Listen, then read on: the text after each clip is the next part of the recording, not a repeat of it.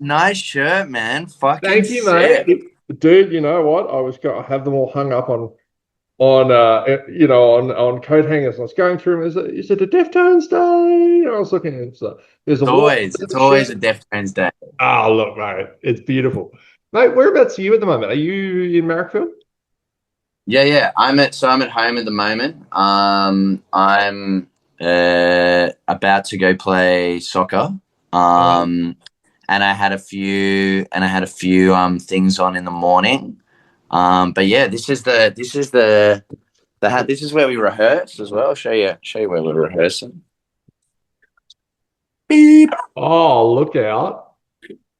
That's we have it. That's my partner Lisa, and but Hello. also this is Ah, the this doggo. we got the dogs, but we also have the sheets drying at the moment because it's raining. So Perfect use for a drum kit. I love yeah, exactly. It doubles up. It doubles up as the clothesline as well. it. Oh, dude. How are you, man? So whereabouts in Queensland are you? Okay, so I am in Bray Park in northern Brisbane. So Okay, this is cool. where I have pitched, stuck my flag down after I was in the army for a decade and I just got out like at the start of last year. And so this is basically what I do now. I'm a music journo. So, and what I'll Very do, cool, man. Very yeah. cool. What was the impetus for change? Oh, body and brain was just fucked. It was time to get Yeah, out and hurt myself yeah. during PT one morning and it was like, nah, I'm done. Whoa, hectic. Yeah. Man, So big change. Big change. yeah, so 11 years I did. But it's funny, man, because I was interviewing bands for the last like 4 years of my career because restarted this during COVID. Yeah. And it's funny, I was like this really motivated army guy, so I was always on time and stuff, but was dealing with musicians who are often not. Notoriously not that, my friend. Fuck. Don't need to Yes. tell me. I'm in this band, but there's another band that I'm in called Forest Hall, which I don't know if you read any of the like write up that I did for the album, I but read every word. Holy yeah, oh cow. sick. Oh, awesome, man. I'm glad you like yeah. So the guy Miss Love who came up with me, he's like my best mate, who came up with Tome and I. He plays in this other awesome band, called Forest Hall, and they're like a kind of psychedelic garage punk band. And he so the guy who plays drums, the drummer for that band also played in previous bands with Tome and I.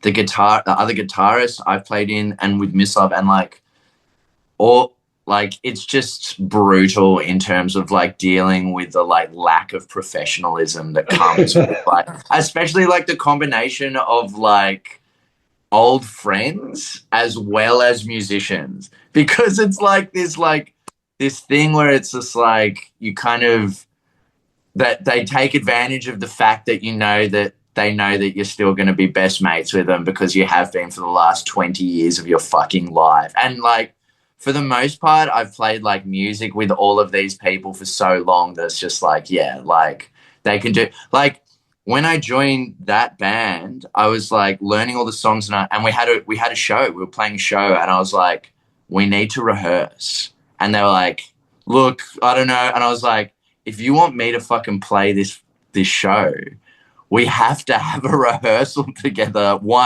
We have to play once together before.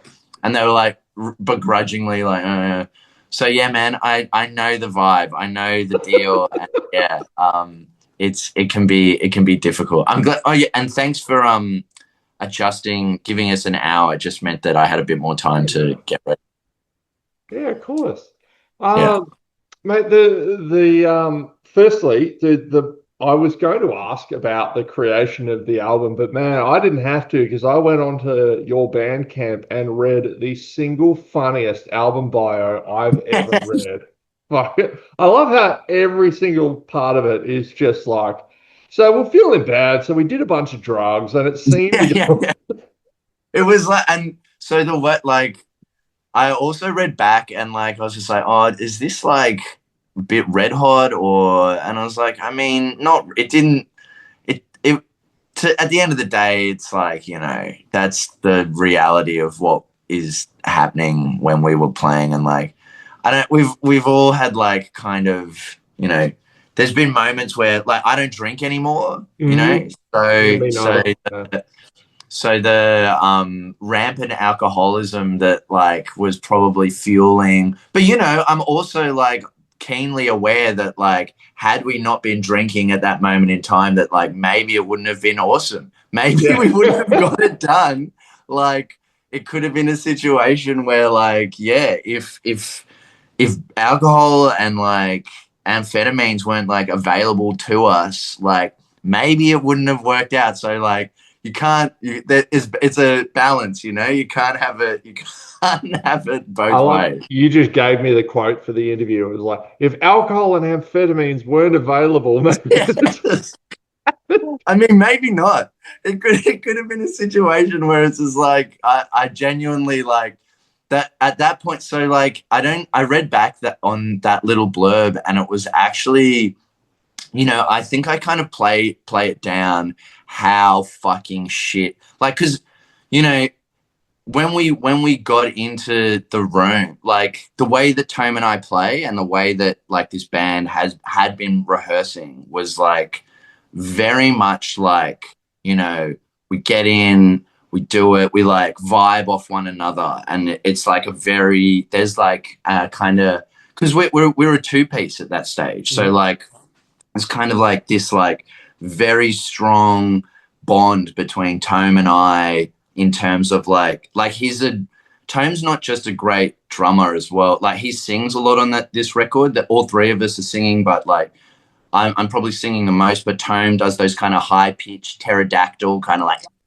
like those vibes. Like, so we're both singing, we're both playing, and it's like it's just us two. And what happened when we got into this room and we're playing along to this clip, the click, was that like all of the energy kind of just got like sucked out of our sails, you know? It became this kind of situation where it had to be perfect. And you know, I don't know if you know, like there's like a saying, there's like a Japanese saying where they're like with crockery and any kind of like playmaking, where when they make something, they'll put a fingerprint in it to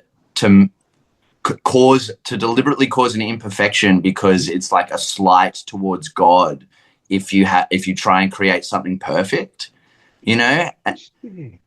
Yeah, Okay. so they have this like idea where they're basically like, you know, you're not, like, the idea of perfection is an insult to like especially creating anything. And like that was kind of like in my mind kind of what was going on, where like, yeah, it was like really like, because it was taking hours for one song, for the song about Bris Vegas. So like, because that was the one we were most comfortable with, it was just like, yeah, over and over, and Tone was going in and out of time, and like, you know, because he was constantly like listening to this click, it was just like his playing wasn't really fluid, and he wasn't Mm. like, and like, yeah, like I said, usually we'd be in the room together, and so yeah, the mood in the fucking studio was shockingly bad. Like, and one of those things where it's just like, it's not just like sounding shit, it's like boring, Yeah. and it was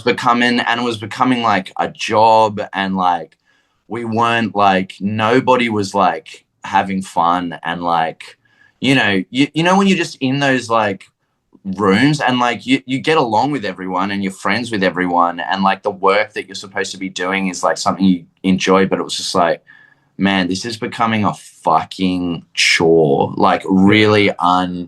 unfun. And so yeah, like I didn't really harp on about that too much, because you know no one really wants to hear about the negative side of like a story, but like it was really bad. And like the turnaround, like it was also like super vindicating, at least for me as a producer, because like up until that point, like everything had been just like musical kind of things. Mm. Whereas with that moment, it was just like very much just like, nah, like this is wrong. Like Mm. there's actually, and it's one of those things where like, you know, that this is why people hire producers in my mind, because it's like there has to be an executive decision made, which might not seem intuitive in that moment, but because you know, playing to a click means that everything's going to be uniform, everything's going to be correct. It's just like, you know, going like getting away from that means that, you know, basically everything else has to,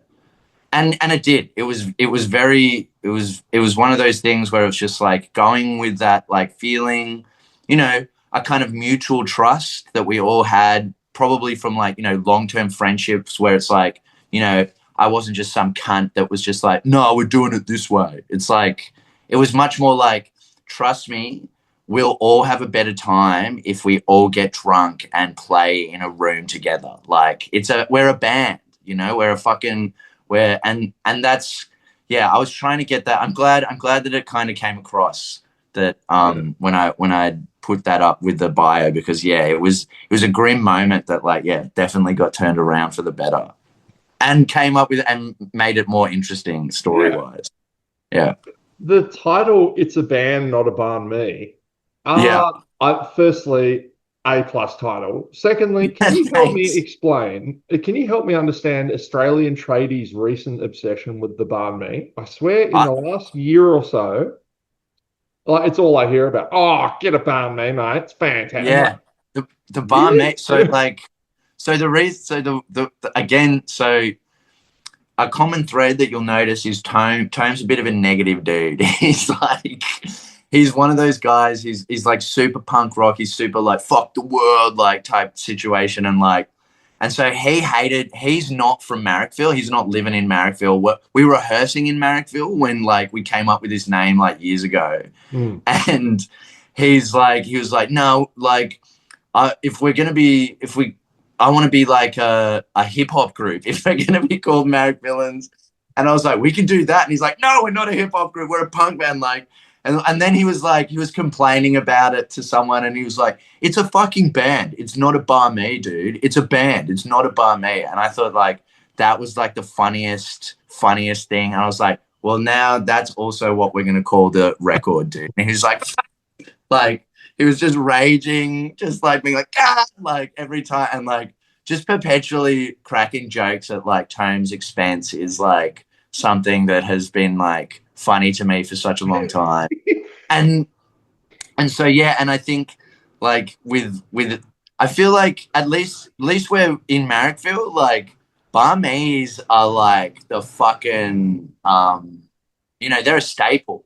Yeah, yeah. So the fact that like, you know, the rest of Australia is now just being like, holy shit, like bar maze, it's kind of like how like we all like Australians all embrace Thai food like about 15 to 20 years ago, and it's like just synonymous with Australia. Getting like a pad Thai is just like, yeah, that's the most Australian thing in the world. Like I'm glad that like a bar me has just like also come into this, like, you know, this, it's just like, oh shit, this is just the most fucking delicious thing that you can get.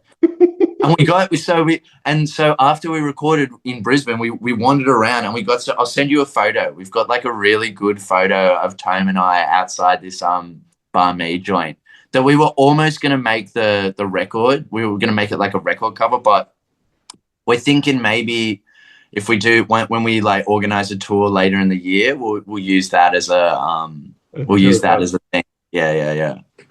Nice. Hey, and hey, look, your friend doesn't need to be disappointed. Look, you still have the option of being a rap group later. Beastie Boys famously were a Fucking punk oath. band, so We so in that Bris Vegas, there's a line where we go, it's Shawnee D, DJ Die Beats, because this guy Toby, who's, do you know the band The Black Market? They're a punk band from Brisbane.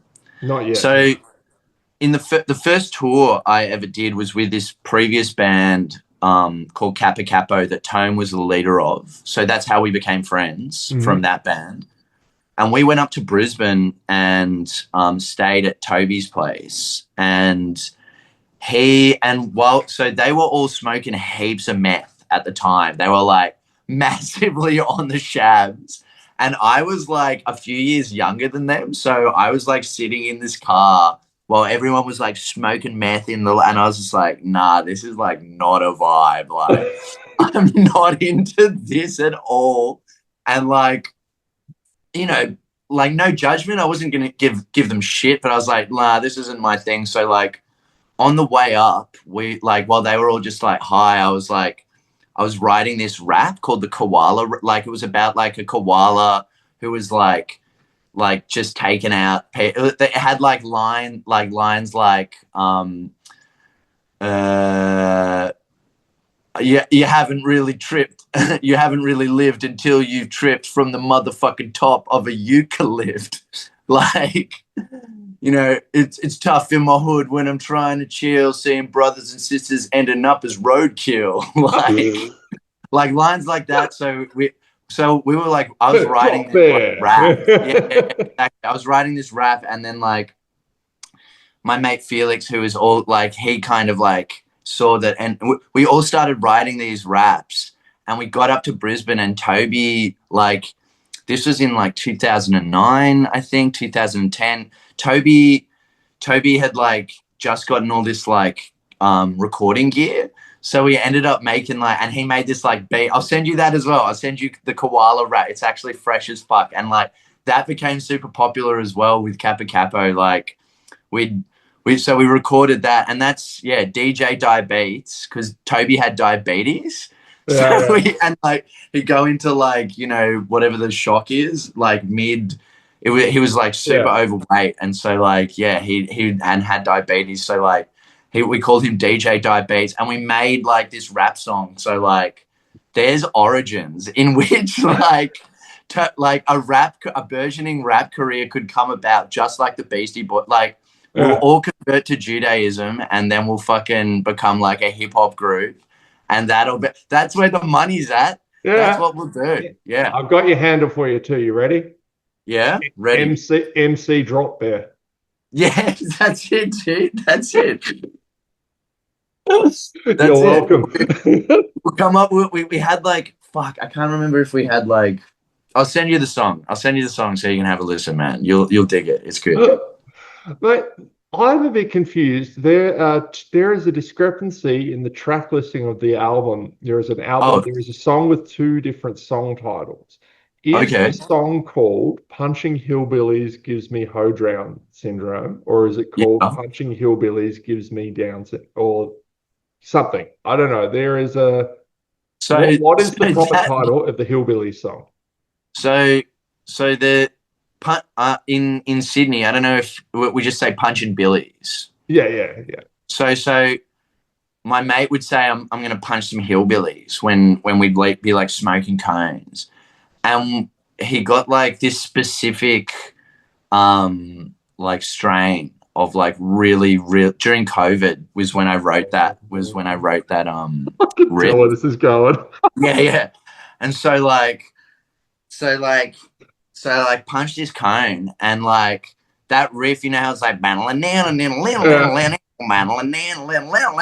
it's like this real like hillbilly hoedown, like, and I was like, this is the hillbilly hoedown, this is the hillbilly, and like because we were so like grilled, like I fucking hold on, I was just like playing the hold on, where's the thing?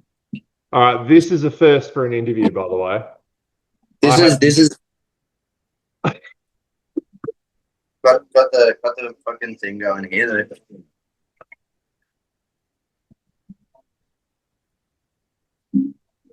Oh, my dude, that is not coming through your mic at all. Oh, damn. That's so like... It looked great because it was completely silent while you're there going, right? Sorry, man. Yeah, basically.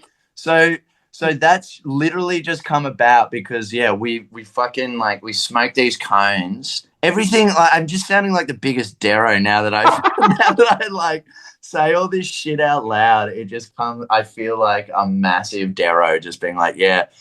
At some point in time, it's probably like a reference to either taking drugs, doing drugs, or like remembering being on drugs. So that's how that. So yeah, the hoedown syndrome was just like, literally like um literally just like the thing, and then we realized like it's just like, oh, is this potentially like incredibly offensive like to anyone with like Down syndrome? But like I think it's more just like, yeah, it's more to do with the like, yeah, the jangly type riff where it's Yeah, just like yeah. but yeah, that's how that came. It should be Punching Hillbillies gives me that hoedown syndrome. That's what the Right, title right. is. Okay. Cool, It might cool. just be like mistranslated because of the like the guy who did the album, is it on the album artwork All right. Let or track me list? have a quick squizzle. No, I don't have it up here. It was I was oh wait, no, sorry. Yeah, so I mean, I should on probably. Bandcamp it says Punching Hillbillies gives me that Down syndrome, and then on the album artwork it says Punching Hillbillies gives me Hoedown syndrome. It So doesn't say Hoedown syndrome on Bandcamp. no, no, it says that Down syndrome. Damn, fuck. They Yeah. must have just like autocorrect to be even Yeah. more offensive. So thanks, thanks for that. Thanks for giving me the heads up, dude. No worries. Before we just completely get cancelled before we even get started. Jesus Christ. Yeah, Oh, it's mate, not to, I'll tell you, it's you'll never play another DIY skate park gig again. yeah, It's we'll all never get invited done. back. Well, I mean, the crazy thing about that is, man, like we almost already got cancelled for Oh, playing that. Yeah, we so basically we set up the not the most recent one, but the one before. So we played in Halloween. This is actually crazy. So we had a bunch of bands organized, and two of them were organized by my housemate who was also playing, who I didn't really know. And the the band who was headlining the show are this band Dark Horse, and they're like really really hectic, like really heavy, really like they make us look like hell pussy, like just like just like we've got yeah. like they're playing like, Yeah. yeah, they're like and like this guy Dennis is this German like skinhead type dude. He's like the nicest man in the world. He's like he's like this arty German man when you actually know him, and he's like, "Oh, hello, how are you? I love to play the heavy metal, yeah." And he talks like this, and like he he looks like a psycho. He's got like the full shaved head, and he's got like this beard down here, and like Dark Horse is this really scary heavy band, and they basically so like, and he's German, right? So they've got like this really he's got obviously like a complex like history with his German Yeah. past.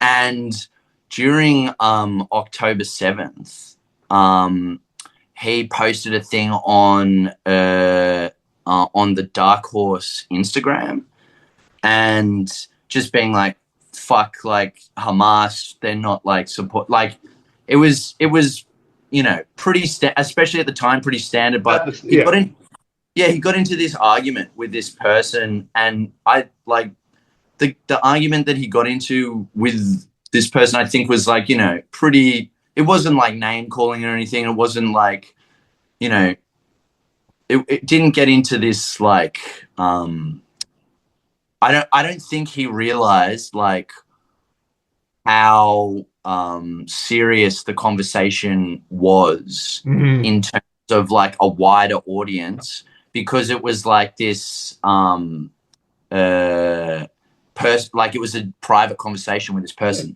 And this person, in my opinion, was also, the points that she was making were also correct in terms of like what she was saying about like, you know, Hamas are a byproduct of like, you know, these other like forces at play, that like there was a lot of things going on. And it was just a conversation. Anyway, that conversation got screenshotted, and then it got sent to by this person anytime Dark Horse played a show.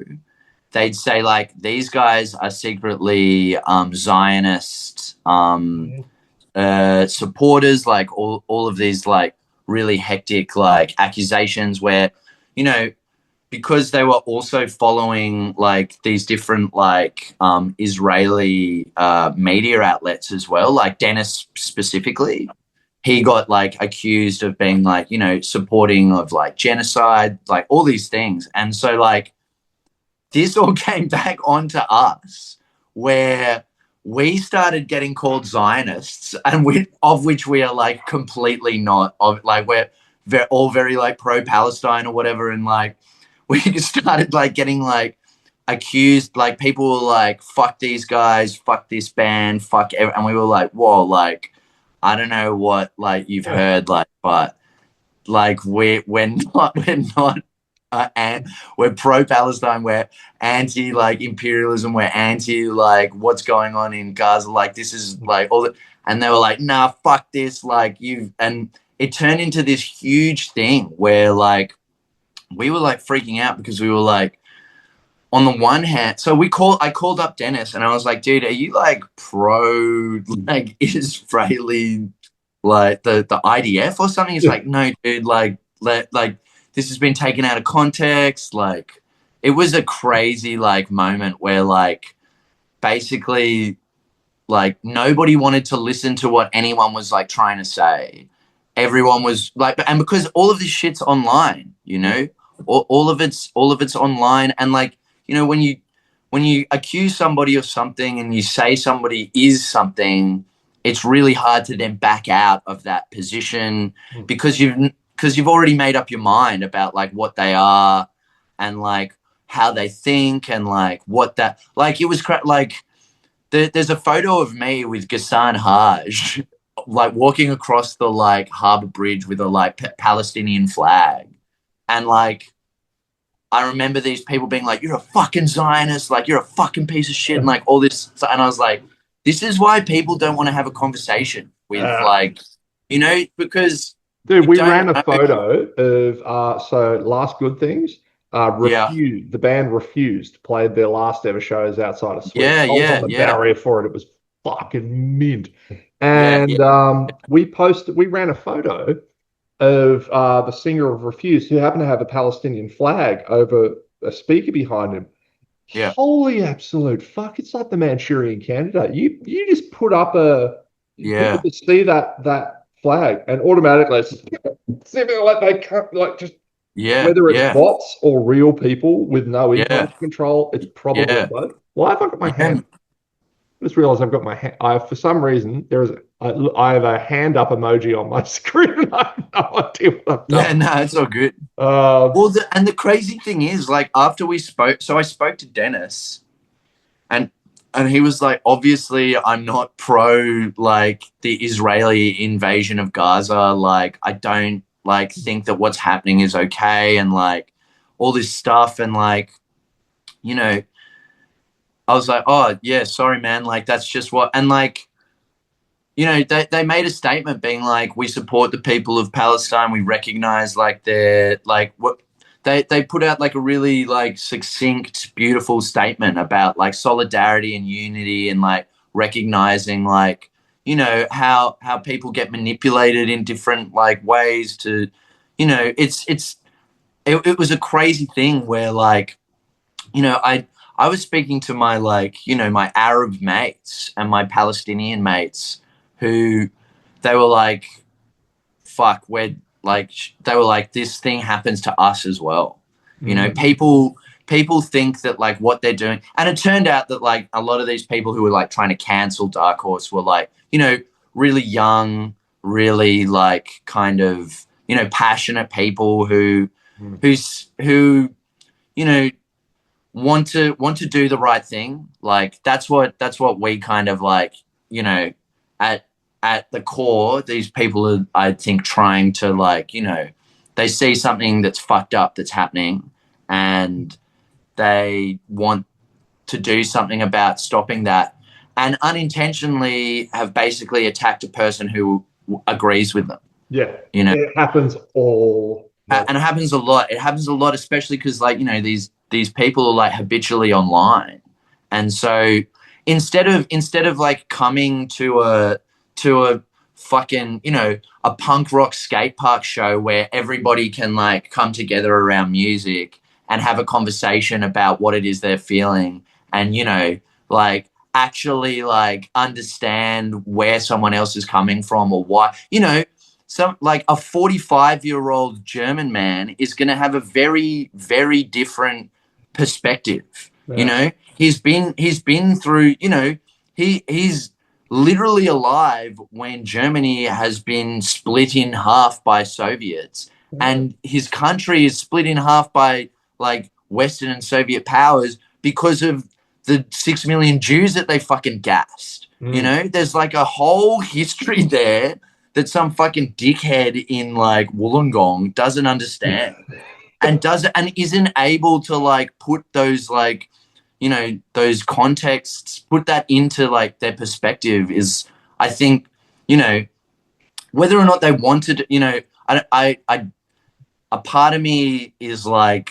these people are like deliberately not paying attention, but, you know, I think a larger part of me is like, you know, people get emotional and upset about like things that are like incredibly like, you know, complicated and important. And so instead of having a conversation, it's easier just to be like, fuck this guy, Yeah. especially when you don't have to look at that person in the face, you know, especially when all they are is a scary looking dude in a very heavy band. Yeah. And you know, and so we kind of got like blowback for that, and it was like a thing where, you know, we were in this position where it's just like the accusations that are being leveled at our at this band are untrue, but by playing this show with them, we're then being accused of something that we're not.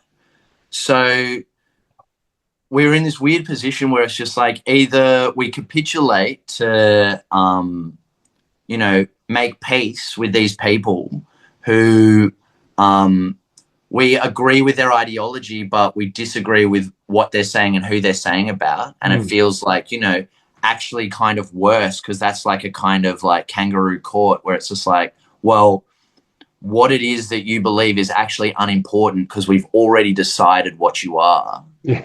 which is really fucking scary. Um, or we can fucking play this show and be called a whole bunch of names and get tarred with this like broad brush that we're also not. Um, and that was like a pretty unfortunate like scenario where, you know, we I remember being on the phone to like Dennis and the Dark Horse, like the drummer of Dark Horse is like a really pro-Palestinian dude as well. So he like, even within the band, because of this decision that Dennis had made, you know, it had this like ripple effect on like affecting everybody in this kind of like um unconscious way. And I remember like speaking to them, like it was like a few days before this like festival was supposed to go on, and Dennis was like, no, he's like, he's so fucking sweet. He's such a cutie.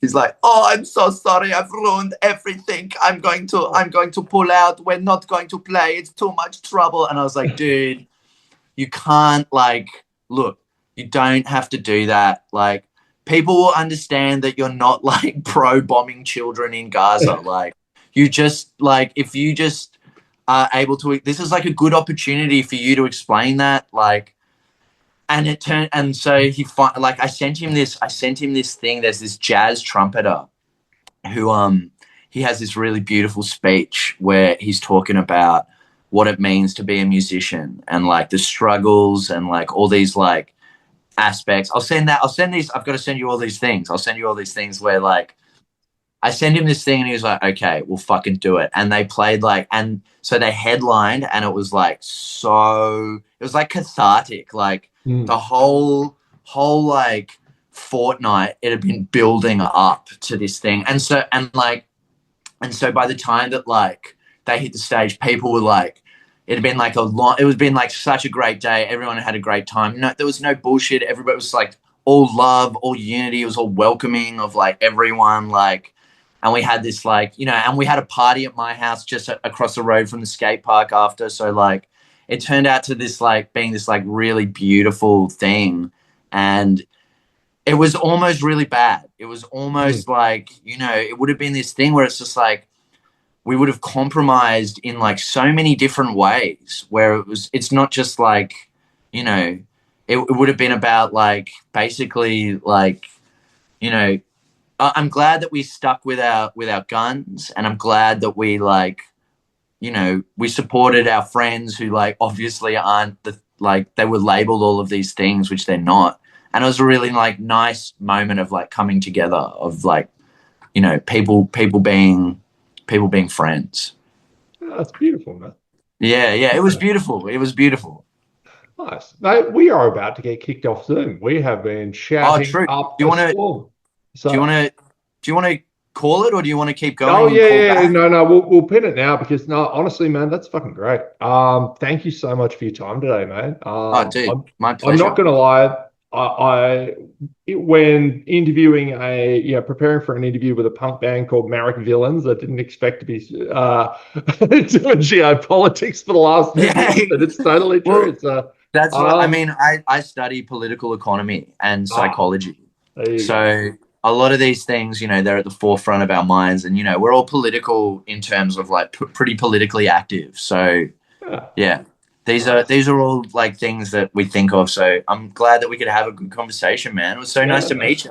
Yeah, mate, you too. Look, well done on the album and enjoy the album release show, man. I'm sure it's going to be an Fuck absolute yeah, fucking dude. Thanks screamer. so much. When we're in Brizzy, I'll give you a message. I'll hit you Yes. up. I got your number. We're gonna try and organize that probably for the later part of the year after we've like, we've got some like videos that we're doing and some like extra stuff that we can like, when we come up and have some shows going, that way people can actually like see like videos as well as music. So by then, hopefully we've had some stuff out and we can actually catch up in person, man. Sounds good, man.